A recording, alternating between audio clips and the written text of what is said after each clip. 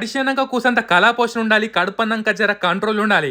ఊకే నూనె దేవిచ్చినాయి, పెంక మీద కాల్చినాయి తిని తిని ఆస్టకొస్తుంది. ఇక ఒక్క పూటన హెల్తీ ఫుడ్ తిందామని ఓట్స్ మీల్ అయితే షురు అయితే వేసినా కానీ ఎన్ని రోజులు కంటిన్యూ చేస్తానో దేవునికే ఎరక. ఇక ముందుగా ఒక పిడికడు ఓట్స్ తీసుకొని దాంట్లో మీ ఇంట్లో ఉన్న డ్రై ఫ్రూట్స్ అన్ని వేసుకొని పాలు తేనేసి నైట్ పూట నానబెట్టుకోరి. ఇక పొద్దుగాల ఏం చేసుకోవాలి, యాపిల్ దానిమ్మ ఏ ఫ్రూట్స్ ఉంటే అవి వేసుకొని కలుపుకొని తినరనుకోరి. మస్తు రుచి ఉంటుంది. సెకండ్ డే జోర బోర్ కొడుతుంది, థర్డ్ డే అసలు తినబోదు కాదు. కానీ ఎట్లయినా కంటిన్యూ చేయండి. ఇక ఇది తిన్నాకో అర్ధగంటకి గ్రీన్ టీ తాగిరు అనుకోరి, కడుపు సాఫ్ అవుతుంది, దిల్ ఖుష్ అవుతుంది అన్నట్టు. నేనైతే ఆయుర్వేదిక్ డీటాక్స్ గ్రీన్ టీ అనేది వాడుతున్నా.